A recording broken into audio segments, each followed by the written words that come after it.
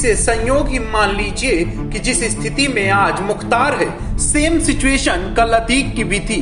लोग तो यह भी बोल रहे हैं कि क्या मुख्तार का अंत भी सेम वैसा ही होगा जैसा अतीक का हुआ।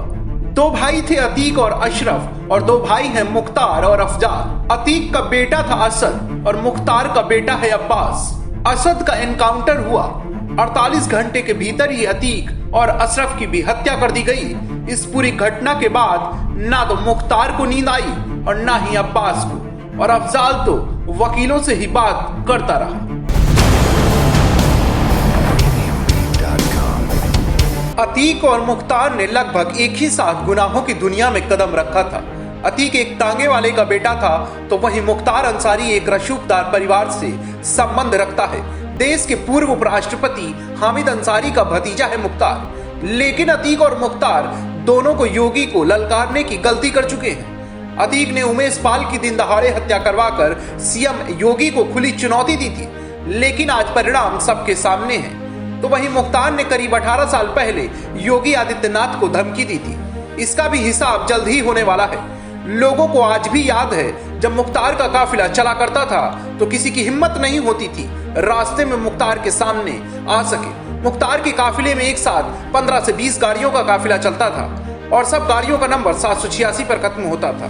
मुख्तार जब चलता था तो वह लोगों से अलग ही दिखा करता था, क्योंकि वह अपने काफिले में सबसे लंबा हुआ करता था, जिससे उसके सामने सब फीके नजर आते थे। लेकिन आज माफिया मुख्तार व्हील चेयर पर नजर आता है। मुख्तार के गुनाहों का हिसाब एक एक करके चल रहा है। इसी कड़ी में 29 अप्रैल को कृष्णानंद राय के हत्या के मामले में सुनवाई होनी है। दरअसल बात है 2005 की, जब मऊ में दो समुदायों के बीच में दंगे भड़के थे और इन दंगों का पूरा इल्जाम मुख्तार के सर पर आया था। उस वक्त मऊ में कर्फ्यू लगा था, लेकिन मुख्तार अपनी खुली जीप में उन इलाकों में घूमता था जहां दंगे हुए थे।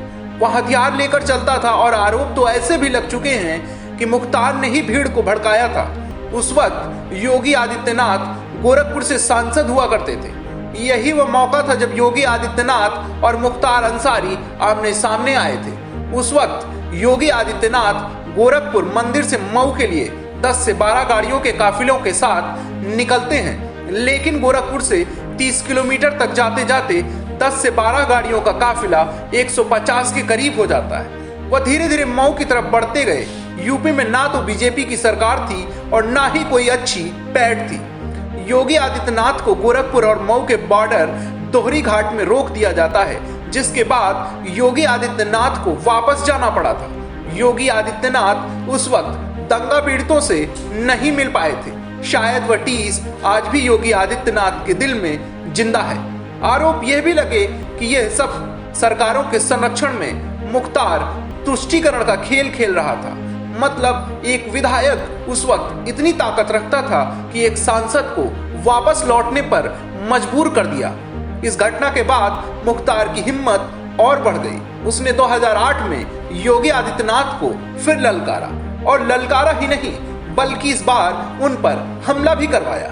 मुख्तार शायद भूल चुका था कि वक्त बदलता है और सत्ता कभी स्थायी नहीं रहती। उस वक्त उसके सर पर बसपा सुप्रीमो मायावती का हाथ हुआ करता था। दरअसल योगी आदित्यनाथ ने हिंदू युवा वाहिनी के नेतृत्व में ऐलान किया कि वह आजमगढ़ में आतंकवाद के खिलाफ एक रैली निकालेंगे।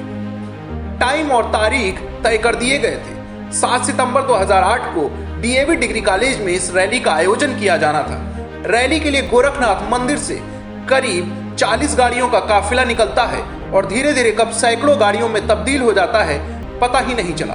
जैसे ही योगी आदित्यनाथ का काफिला आजमगढ़ में पहुंचता है, तभी योगी की गाड़ी पर एक पत्थर आकर लगता है। काफिले पर हमला हो चुका था और यह हमला पहले से ही सुनियोजित था। उस वक्त योगी ने संकेत दिए थे कि उनके ऊपर जो यह हमला हुआ है वह मुख्तार अंसारी ने ही करवाया है। उसी दौरान योगी आदित्यनाथ ने एक बयान में कहा था, जिसने भी गोली मारी है उन पर अगर पुलिस कार्यवाही नहीं करती है तो ठीक है, नहीं तो गोली मारने वालों को उसी की भाषा में जवाब दिया जाएगा। योगी आज भी कहते हैं, जो जिस भाषा में समझेगा उसको उसी भाषा में समझाया जाएगा। योगी आदित्यनाथ जब सांसद थे तब वह झुके नहीं, और आज जब उत्तर प्रदेश के मुख्यमंत्री हैं तो माफियाओं को कानून का पाठ पढ़ा रहे हैं। ठीक वैसा ही हुआ 2007 में, जब योगी आदित्यनाथ सदन में रोए थे और उस वक्त मुलायम सिंह यादव पर आरोप लगे थे। तुष्टीकरण के चलते योगी आदित्यनाथ को गिरफ्तार करवाया गया था, लेकिन वक्त का पहिया घूमा और आज सपा कहां है, इस बात को बताने की जरूरत नहीं है। अतीक तो अब इस दुनिया में नहीं रहा, लेकिन मुख्तार अंसारी के लिए 29 अप्रैल का दिन बेहद ही अहम होने वाला है, क्योंकि उसे सजा सुनाई जाने वाली है। लखनऊ से अभिषेक गुप्ता की रिपोर्ट, ATN Live 24।